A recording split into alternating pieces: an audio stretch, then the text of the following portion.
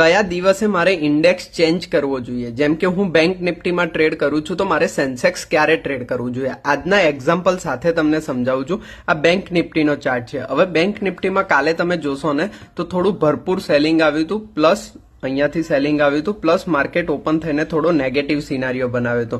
તો હું વેઇટ કરી રહ્યો તો અહીંયા આપણને સ્વિંગ મળ્યો તો બ્રેકડાઉન થાય છે તો હું બેંક નિફ્ટીમાં કામ કરીશ. બરાબર છે. જો અહીંયા સ્વિંગ માર્ક કરીને પણ બેઠો તો 360 નો સ્વિંગ બનતો તો બ્રેકઆઉટ થયું હતું, હું પુટ સાઈડ કામ કરતો. બરાબર છે. હવે મેં કોલ સાઈડ કામ કરવા માટે સેન્સેક્સ ચૂઝ કર્યો. કેમ?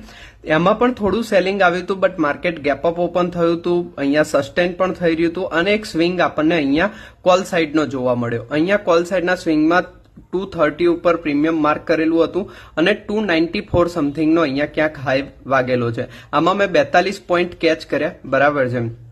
તો આવી રીતે તમે ટેકનિકલ બેઝ ઉપર ઇન્ડેક્સ ચેન્જ કરી શકો છો. બુલિશ